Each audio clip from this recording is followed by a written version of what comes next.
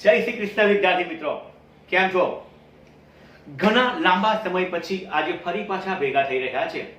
હું જીગર સર સામાજિક વિજ્ઞાન ધોરણ 10 માટે હાલમાં જે પ્રથમ પરીક્ષાની શરૂઆત થઈ છે તેના અનુસંધાનમાં ક્વિક રિવિઝન માટે ફરી તમારી સમક્ષ ભેગો થયો છું. મા અંબાના નવલી નવરાત્ર પરિપૂર્ણ કર્યા બાદ આજનો દિવસ એટલે શરદ પૂર્ણિમાનો દિવસ. ચંદ્ર સોળે કળાએ ખીલ્યો હોય અને એવા સમયે શરદ પૂનમના રાસોત્સવ થતા હોય. ભગવાન શ્રી કૃષ્ણ અને રાધા ગોપીઓ સાથે વૃંદાવનમાં જે રાસ રમ્યા હતા તે આજનો દિવસ એટલે શરદ પૂનમનો દિવસ. બચ્ચાઓ, પરીક્ષાની શરૂઆત થઈ ગઈ છે. અંગ્રેજીનું પેપર અને આજે ગણિતનું પેપર તમારું પરિપૂર્ણ થઈ ગયું હશે. સામાજિક વિજ્ઞાનનું પેપર આવતીકાલે છે, જેની તૈયારી તમે શરૂ કરી દીધી હશે, પરંતુ ક્યાં, કેવું, કેટલું વાંચવું હજુ પણ તમે અસમંજસમાં હશો. એટલા માટે જ તો હું આવ્યો છું. વિદ્યાર્થી મિત્રો, આની પહેલા ચેપ્ટર 1, 8 અને 15 નું ક્વિક રિવિઝનનો એક વિડીયો મૂકેલ છે જ. અત્યારે તમારી સમક્ષ જે પ્રથમ પરીક્ષામાં જે ઘણા લાંબા સમય બાદ આપણે પેપર લખીએ છીએ અને સ્કૂલમાં જઈને પરીક્ષા આપીએ છીએ, એ સામાજિક વિજ્ઞાનમાં ધોરણ 10 ની અંદર ચેપ્ટર પહેલું 1, 2, 3, 4, 5, 8, 9, 10, કોઈક સ્કૂલમાં 11 અને 15, 16 અને 17. સમયનો બગાડ કર્યા વગર શરૂઆત કરી દઉં પ્રથમ ચેપ્ટર થી જ. ચેપ્ટરની અંદર જે મેઇન પોઈન્ટ્સ છે તેના વિશેની ચર્ચા કરીશું અને કયું વસ્તુ 3 માર્ક માટે અને 4 માર્ક માટે તૈયાર કરવું તેની ચર્ચા કરીશું. બાકી મારા બચ્ચાઓ, જો આખું ચેપ્ટર વિશે સમજાવવા જઈશ તો હરિઓમ ઘણો જ સમય વ્યતીત થઈ જશે. ચેપ્ટર નંબર 1, ભારતનો વારસો. ચેપ્ટર ઘણું જ મસ્ત છે. સંસ્કૃતિ વિશે શરૂઆતમાં કીધેલું છે. પેજ નંબર 2 પર આપણને પ્રાકૃતિક વારસા વિશેનો મુદ્દો આપેલો છે. એક 4 ગુણબારનો સવાલ બને, પ્રાકૃતિક વારસો એટલે શું અને નદીઓ કે વનસ્પતિ જીવન, વન્ય જીવન અને ભૂમિ દ્રષ્ટિ, આ 4 મુદ્દા છે. એ 4 માંથી કોઈ પણ 2 મુદ્દા સાથે તમને પ્રાકૃતિક વારસાનો પ્રશ્ન પૂછવામાં આવે. સામેના પેજ પર સાંસ્કૃતિક વારસો એટલે શું અને તેના વિશે મહત્વ સમજાવો, એ આખા પેજ પર પ્રશ્ન છે. તે 3 માર્ક માટેનો. 4 માર્કનો આ ચેપ્ટરનો અત્યંત મહત્વનો સવાલ એટલે ગુજરાતના સાંસ્કૃતિક વારસાના સ્થળો વિશે માહિતી આપો. 4 માર્કનો સવાલ પરિપૂર્ણ કર્યા બાદ પાછળના પેજ પર જઈએ એટલે આપણને મેળાઓ વિશેનો મુદ્દો કીધેલો છે, એ જે એમસીક્યુ માટે ઘણો જ મહત્વનો છે. ગુજરાતના જુદા જુદા મેળાઓ વિશે વાત કરી છે. મેળાઓ વિશેની ચર્ચા પરિપૂર્ણ કર્યા પછી સામેના પેજ પર જાઓ એટલે જુદી જુદી પ્રજાઓ છે. 2 માર્કના બકુડા સવાલની અંદર ઓસ્ટ્રેલોઇડ વિશે માહિતી આપે, નોર્ડિક પ્રજા વિશે માહિતી આપવામાં આવે, નિષાદ પ્રજા વિશે માહિતી આપવામાં આવે. 3 માર્ક માટે દ્રવિડ પ્રજા, પાછળના પેજ પર આર્ય પ્રજા અને 3 માર્કનો આ ચેપ્ટરનો ખૂબ જ મહત્વનો સવાલ, ધેટ ઇઝ આપણા વારસાનું જતન અને સંરક્ષણ. પહેલું ચેપ્ટર પરિપૂર્ણ થયું. ચેપ્ટર નંબર 1 પરિપૂર્ણ કર્યા બાદ ચેપ્ટર નંબર 2, 4 માર્કના સવાલ અને 3 માર્ક માટે ઘણું મહત્વનું ચેપ્ટર. ચેપ્ટર નંબર 2, ભારતનો સાંસ્કૃતિક વારસો, પરંપરાઓ, હસ્તકલા અને લલિત કલા. ચેપ્ટર નંબર 2 ની અંદર પહેલો મુદ્દો 3 માર્ક માટે માટીકામ કલા. 3 માર્ક માટે બહુ જ મહત્વનો મુદ્દો વણાટકામ અને ભરત ગૂંથણ. પાછળના પેજ પર ગયા ચર્મ ઉદ્યોગ ચાલશે. ચાલો મોતીકામ અને મીના કારીગરી જોઈ લેવાનું એકવાર. મીના કારીગરીના સ્થળો યાદ હોય તમને, જવાહર દિલ, જયપુર, વારાણસી, હૈદરાબાદ, દિલ્હી અને લખનઉ. ચર્ચા બનાવતી વખતે કરેલી છે. એના પછીના મુદ્દાની અંદર જરી ભરત માટેનું કેન્દ્ર સુરત, એક એમસીક્યુ માટે અત્યંત મહત્વનો સવાલ છે. પછી પાષાણ યુગનો મુદ્દો, ધાતુ યુગનો મુદ્દો છે. પાછળ આગળ વધ્યા એટલે કાસ્ટ કલા એટલે લાકડા પરની કલા. રાજસ્થાનની અંદર જડતર કલા માટે પ્રખ્યાત સ્થળ જયપુર વિશેની વાત કરેલી છે. નીચે ઉતર્યા એટલે હકીકત કલા. 3 માર્કનો સવાલ, ચિત્રકલા વિશે વિસ્તૃત માહિતી આપો. આ ચેપ્ટરનો ઘણો મહત્વનો સવાલ છે. પાછળના પેજ પર ગયા 4 માર્કના સવાલ મારા બચ્ચાઓ. 4 માર્ક માટેનો સવાલ પહેલો જ સંગીત કલા. બહુ જ મસ્ત સવાલ છે. YouTube પર તમે આ સંગીત કલાનો મારો વિડીયો જોઈ શકો છો. ચેનલ સબસ્ક્રાઇબ ના કરી હોય તો કરીને એ તમે જોઈ શકશો. સંગીત કલા પછી સામેના પેજ પર નૃત્ય કલા, પાછળ નાટ્ય કલા, ભવાઈ. 3 માર્ક માટે બહુ જ મહત્વનો સવાલ. સામેના પેજ પર આદિવાસી નૃત્ય વિશેનો મુદ્દો છે. હાલમાં જ જે નવલી નવરાત્રી પરિપૂર્ણ થઈ છે તો એના વિશેની ચર્ચા થઈ શકે. ગરબા અને ગરબી, બોથ આર ડિફરન્સ. ગરબા અને ગરબી રાસ વિશેનો મુદ્દો છે અને પાછળ ગુજરાતના વિવિધ નૃત્ય વિશેનો વાત કરીને અહીં ચેપ્ટર નંબર 2 પરિપૂર્ણ કર્યું. Chapter number 1, chapter number 2, chapter number 3 ભારતનો સાંસ્કૃતિક વારસો, શિલ્પ અને સ્થાપત્ય. એ પહેલા જ પેજ પર નગર આયોજન, પ્રાચીન ભારતનું નગર આયોજન, મોહેન્જો-દડોનો 3 માર્કનો સવાલ બહુ જ મસ્ત છે. નીચે ધોળાવીરા છે, એના હડપ્પા અને ધોળાવીરા કરતા મહત્વનો સવાલ પાછળના પેજ નંબર 21 નંબર પર પ્રશ્ન છે, જે ઘણો જ મહત્વનો સવાલ, લોથલ વિશે માહિતી આપો. પછી સ્તૂપ વિશે માહિતી આપી છે સામેના પેજ પર. સ્તંભ લેખો પરનો કલા, 2 માર્કનો અથવા 3 માર્કનો સવાલ. પાછળના પેજ પર આવી જઈએ. દ્રવિડ યુગની સંસ્કૃતિ વિશેના મુદ્દાની અંદર અહીંયા ઘણા બધા નાના નાના બકુડા સવાલ આવે છે. દ્રવિડ શૈલીમાં અહીં ગુપ્ત યુગને કલાનો સુવર્ણ યુગ કહેવાય છે તે સવાલ છે. કેટલીક ગુફાઓના નામ છે, જેમ કે બિહારમાં સુદામા અને સીતાની ગુફાનો મુદ્દો કીધેલો છે. 4 માર્કનો સવાલ આ ચેપ્ટરમાંથી લેવો હોય તો ગુજરાતની ગુફાઓ વિશે માહિતી આપો. 2 માર્કનો બકુડો સવાલ, રથ મંદિરો અને મોઢેરાનું સૂર્ય મંદિર, ઘણો બકુડો સવાલ કહેવાય. 2 માર્કનો. મસ્જિદ કલા વિશે માહિતી આપેલી છે આપણને. મંદિર સ્થાપત્ય વિશે માહિતી આપેલી છે. જૈન મંદિરોનો મુદ્દો જે છે તેમાંથી સમેત શેખરજી વાળો મુદ્દો છે, શંખેશ્વરનો મુદ્દો છે. આ મુદ્દાઓ એમસીક્યુ માટે અત્યંત મહત્વના છે. ચેપ્ટર નંબર 3 માં છેલ્લે મસ્જિદ કલા વિશેની વાત કરીને પરિપૂર્ણ કરીએ. ચેપ્ટર નંબર 4 માં ઉપડી જઈએ, ભારતનો સાહિત્યિક વારસો. બહુ જ મજાનું ચેપ્ટર. 3 માર્કનો સવાલ 1000% આમાંથી પૂછાશે. ક્યારેક 4 માર્કનો સવાલ પણ લેવામાં આવે છે. પહેલો જ મુદ્દો છે પ્રાચીન ભારત, એટલે આપણા પ્રાચીન ભારત વૈદિક સાહિત્ય, વેદોને લગતું સાહિત્ય, ધેટ ઇઝ આપણું વૈદિક સાહિત્ય. પ્રાચીન ભારતનું સાહિત્ય છે તેમાં આ વૈદિક સાહિત્ય, રામાયણ અને મહાભારત, બૌદ્ધ સાહિત્ય, સંસ્કૃત સાહિત્ય, ગુપ્ત યુગનું સાહિત્ય, ગુજરાતી ગદ્ય પદ્ય સાહિત્ય અને તમિલ સાહિત્ય વિશે મુદ્દો આપેલો છે. એમાં વેદો વિશેનો પ્રશ્ન 2 માર્કનો કે સૌથી પ્રાચીન વેદ કયો છે, કે વેદો કેટલા છે ને કયા કયા, એ રીતે પ્રશ્ન પૂછી શકાય. રામાયણ અને મહાભારતનો મુદ્દો છે. મહાભારતનું એક અભિન્ન અંગ શ્રીમદ ભગવદ ગીતા જ્ઞાન, ભક્તિ અને કર્મનો ઉપદેશ આપતું હતું. તે બૌદ્ધ સાહિત્યનો પ્રશ્ન બહુ જ મસ્ત છે.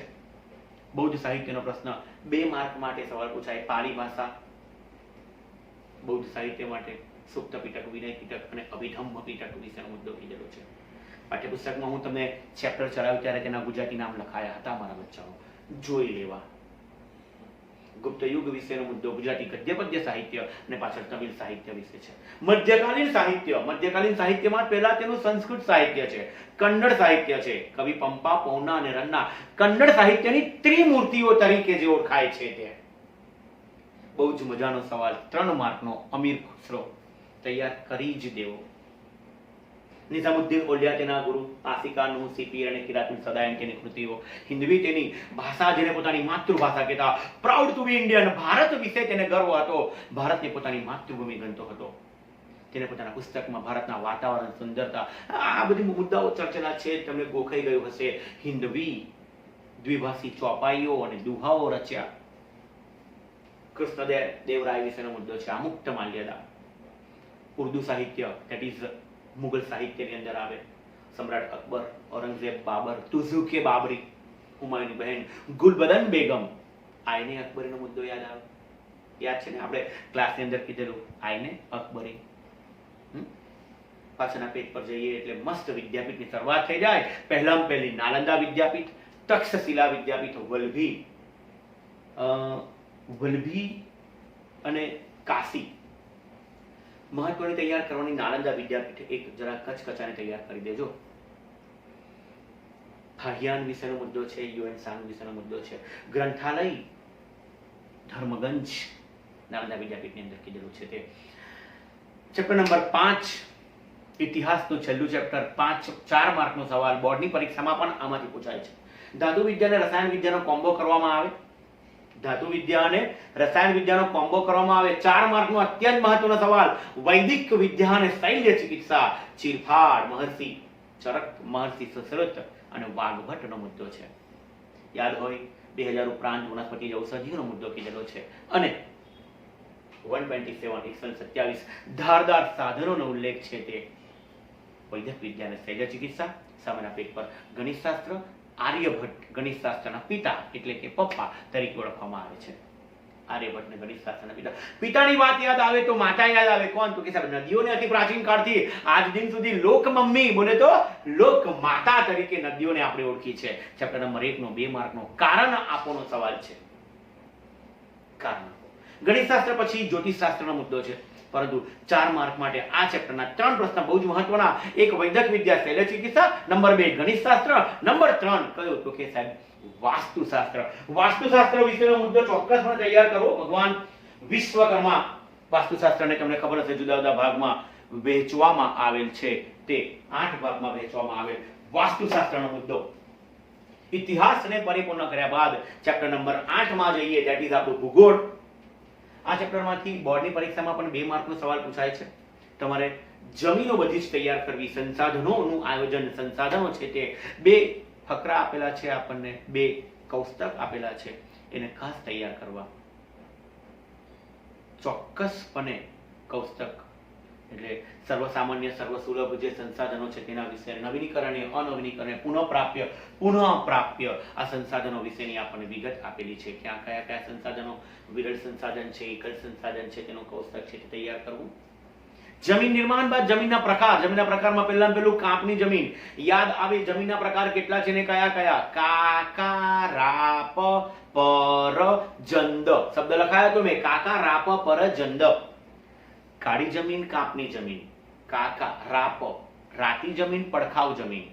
રાપ, પર, પર્વતીય જમીન, ધેટ ઇઝ પહાડી જમીન. રણ પ્રકારની જમીન, જંગલ પ્રકારની જમીન અને દલદલીય જમીન. પાછળના પેજ પર પ્રશ્ન આપેલો છે તે જમીન ધોવાણ એટલે શું, તેને અટકાવવાના ઉપાયો અને ભૂમિ સંરક્ષણ. 3 માર્કના બંને બકુડા સવાલ છે કે 2 માર્ક માટે સવાલ પૂછી શકાય. ચેપ્ટર નંબર 9 માં જઈએ.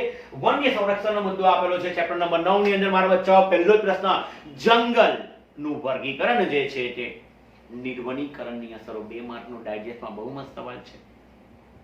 વન્યજીવોને બચાવવા માટેનો મુદ્દો કીધેલો છે. 3 માર્કનો આ ચેપ્ટરનો સવાલ, વૈવિધ્યસભર વન્યજીવન, વન સંરક્ષણ માટેના ઉપાયો. વિવિધ પરિયોજનાઓ છે, વાઘ પરિયોજના, હિમદીપડા પરિયોજના, હાથી પરિયોજના, ઘડિયાળ પરિયોજના. 3 માર્કનો બીજો સવાલ, અભયારણ્ય, રાષ્ટ્રીય ઉદ્યાન અને જૈવ આરક્ષિત ક્ષેત્ર વિશે વિસ્તૃત માહિતી આપો. અભયારણ્ય, રાષ્ટ્રીય ઉદ્યાન અને જૈવ આરક્ષિત ક્ષેત્ર. આ 3 ભૂગોળના ચેપ્ટર 8, 9 અને 10 માંથી 4 માર્કના નકશા પૂછાશે. એક જમીનનો નકશો, નંબર 2 અભયારણ્ય રાષ્ટ્રીય ઉદ્યાનનો નકશો, અને નંબર 3 ત્રીજો કયો હતો કે સાહેબ આ ચેપ્ટર 10 માંથી આવશે એ પાક વિશેનો નકશો. 4 નકશા. કદાચ ચેપ્ટર 11 કોઈને હોય તો તેમાંથી નદીઓ વિશે પણ પૂછી શકાય છે. ચેપ્ટર 10 4 માર્ક અને 3 માર્કનો પહેલી પરીક્ષા માટેનો સવાલ આમાંથી પૂછી શકાય. બોર્ડની પરીક્ષામાં 7 માર્કનું ચેપ્ટર છે, ચેપ્ટર નંબર 10. પહેલો જ પ્રશ્ન, કૃષિના પ્રકાર. કૃષિના પ્રકાર, પહેલો પ્રકાર આત્મનિર્વાહ એટલે જીવન નિર્વાહ. શુષ્ક ખેતી, સૂકી ખેતી. આર્દ્ર ખેતી, ભીની ખેતી. સ્થળાંતરિત ખેતી, ઝૂમ, આમ ઝૂમ નહીં, જંગલને બાળીને કરવામાં આવતી ખેતી. મોબાઈલનો ઉપયોગ કરો છો વારંવાર, ખબર પડશે jhum, that is not zoom. યહાં પે આ ઝૂમ ખેતી એટલે જંગલને બાળીને કરવામાં આવતી ખેતી. સ્થળાંતરિત ખેતી, બાગાયતી ખેતીને સૌથી મોંઘી ખેતી કહેવાય. અને છેલ્લી આવે સઘન ખેતી. 6 પ્રકાર કૃષિના પ્રકાર કીધા છો. આગળ જઈએ, ખેત પદ્ધતિઓ. સજીવ ખેતી બહુ જ મસ્ત છે. રાસાયણિક ખાતર, જંતુનાશક દવાનો ઉપયોગ કર્યા વગર કુદરતી ખાતર, છાણિયું ખાતરનો ઉપયોગ કરવો.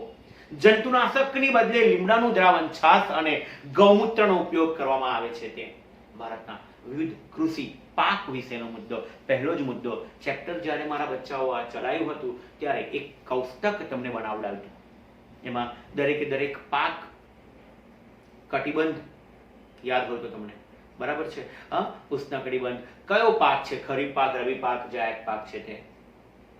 અનુકૂળતાઓ જે પાકની કહેવાય તે વરસાદ, આબોહવા, તાપમાન, જમીન અને તેના પકવતા રાજ્ય. પહેલો જ ડાંગર. નંબર 2 ઘઉં.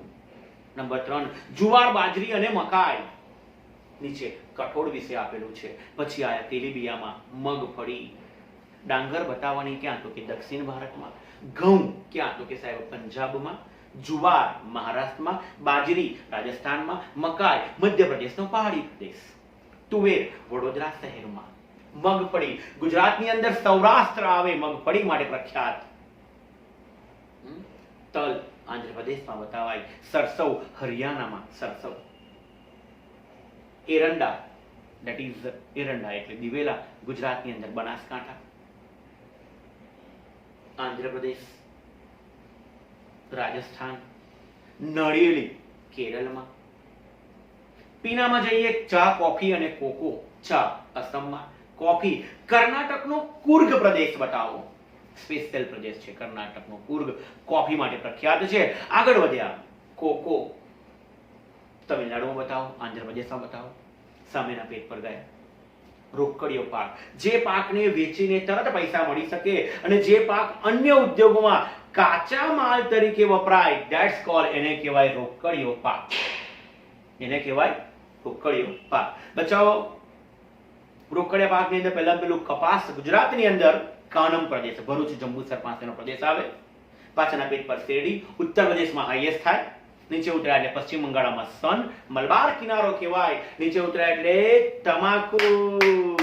એ બુધાલાલ અને શંકર યાદ આવે ભાઈ, જોયા છે લોકોને ખાતા, આપણે તો ભાઈ બધું ના જોઈએ. બરાબર, તંદુરસ્તી માટે હાનિકારક છે. સિક્કિમ રાજ્ય દ્વારા તેની પર સંપૂર્ણપણે પ્રતિબંધ મૂકેલો છે. તે તમાકુ એટલે ચરોતર પ્રદેશ, આનંદ મહીસાગર જિલ્લો. બરાબર, ચરોતર પ્રદેશ. નીચે ઉતર્યા એટલે રબડ વિશે માહિતી આવે. રબડ ત્રિપુરામાં લેવાનું છે અને પછી જુદા જુદા શાકભાજી અને અન્ય ફળફળાદીની વાત કરી છે. સફરજન લેવાનું જમ્મુ કાશ્મીરની અંદર, દ્રાક્ષ છે ઉત્તરાંચલમાં. 3 માર્કના બે સવાલ અમારા બચ્ચાઓ આવે અહીંયા. ટેકનિકલ સુધારા અને સંસ્થાગત સુધારા, કૃષિ ક્ષેત્રે આવેલા ટેકનિકલ સુધારા અને બીજા કયા તો કે સંસ્થાગત સુધારા. પછી ગ્રીન રેવોલ્યુશન, હરિયાળી ક્રાંતિ, કૃષિનું ભારતીય અર્થકારણ પર પ્રદાન અને પાછળનો વૈશ્વિકીકરણમાં કૃષિનો ફાળો. વિશ્વની અંદર પણ ભારતની ચીજ વસ્તુઓ ધૂમ મચાવે છે તે આ કૃષિનું ચેપ્ટર ઘણું જ મહત્વનું. ભૂગોળ જે કહેવાય તે ચેપ્ટર નંબર 8, 9 અને 10 પરિપૂર્ણ કર્યા. ચેપ્ટર 11 ની અંદર બહુહેતુક યોજનાઓ વિશે જોવાનું છે, સિંચાઈ વિશેની માહિતી છે, વૃષ્ટિજળ સંચયન અને જળ પ્લાવિત ક્ષેત્રનો મુદ્દો જુઓ તો ચેપ્ટર 11 પૂરું થઈ જાય. વિશેષ કઈ વધારે છે નહીં. બહુહેતુક યોજના, નદી પર બાંધવામાં આવતો બંધ, ધેટ્સ કોલ્ડ, એને કહેવાય બહુહેતુક યોજના. 2 માર્કનો સવાલ છે. બહુહેતુક યોજનાના લક્ષણો જણાવો, તેના હેતુઓ જણાવો. તે ચેપ્ટર 11 માં મુદ્દામાં બકુડો ચેપ્ટર છે. એ ચેપ્ટર 11 નું 2-3 પેજનું છે તે જોઈ લેવું. ઇકોનોમિક્સની શરૂઆત કરી. અર્થશાસ્ત્ર તમારું નવું ચેપ્ટર આવે, જે નવો વિષય તમારા માટે આવે તે પહેલું આર્થિક વિકાસ ચેપ્ટર નંબર 15 પેજ નંબર 120. 3 સંકલ્પમાં આર્થિક વિકાસ, રાષ્ટ્રીય આવક, માથાદીઠ આવક, આ 3 સંકલ્પના જીવન ધોરણ. 3 માર્કનો સવાલ, આર્થિક વૃદ્ધિ અને આર્થિક વિકાસ વચ્ચેનો તફાવત આપો. ફરી 3 માર્કનો અથવા 4 માર્કનો કે 2 માર્કનો બકુડો સવાલ કહેવાય કે વિકાસશીલ અર્થતંત્રના લક્ષણો જણાવો, અથવા તો વિકાસશીલ અર્થતંત્રના કોઈ પણ 4 લક્ષણો જણાવો. આર્થિક પ્રવૃત્તિ, બિનઆર્થિક પ્રવૃત્તિ. પાછળના પેજ પર આયા. 122 નંબરના પેજ પર છે અત્યારે. 122 નંબરના પેજ પર આર્થિક પ્રવૃત્તિ, બિનઆર્થિક પ્રવૃત્તિ, પ્રાથમિક ક્ષેત્ર, માધ્યમિક ક્ષેત્ર, સેવા ક્ષેત્ર. સામેના પેજ પર ગયા ઉત્પાદનના સાધનો, જમીન, મૂડી, શ્રમ અને નિયોજન. 2 માર્કનો સવાલ મેં વારંવાર કહેતો રહ્યો છું કે ઉત્પાદનના સાધનો વૈકલ્પિક ઉપયોગ ધરાવે છે, જોઈ લેજો ખાસ. પાછળ ગયા બજાર પદ્ધતિના લાભ, ગેરલાભ અને તેના લક્ષણો. પ્રશ્ન બજાર પદ્ધતિના લાભ અને ગેરલાભ પૂછે ને તો એવું પણ કે બજાર પદ્ધતિના લાભાલાભ ચર્ચો.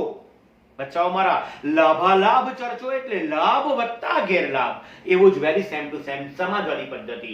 બજાર પદ્ધતિની નિષ્ફળતામાંથી સમાજવાદી પદ્ધતિનો ઉદ્ભવ થયો.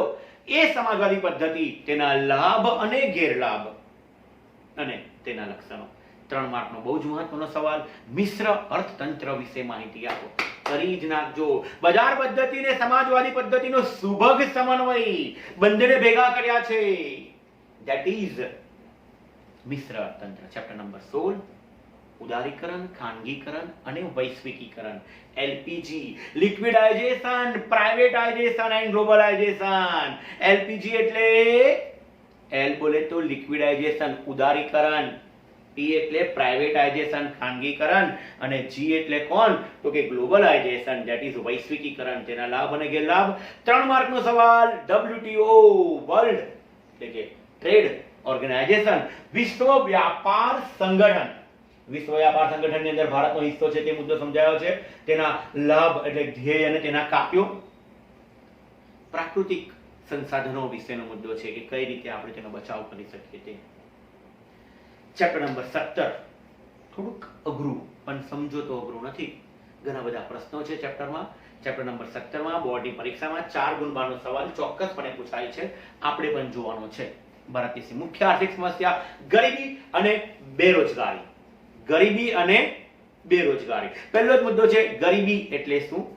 ગરીબીની અંદર બીપીએલ, બિલો પોવર્ટી લાઇન, ગરીબી રેખા નીચે જીવતા લોકોના રક્ષણો, પાછળ નિરપેક્ષ ગરીબી, સાપેક્ષ ગરીબી. પાછળના પેજ પર છે મારા બચ્ચાઓ એક 2 માર્કનો બહુ મસ્ત સવાલ છે. સાપેક્ષ ગરીબી, અરે પેલું શહેરી ગરીબી અને ગ્રામીણ ગરીબીની ઉપર મુદ્દો છે કે ધનિક ભારતમાં ગરીબો વસે છે. ખાસ તૈયાર કરજો 2 માર્ક માટેનું કારણ.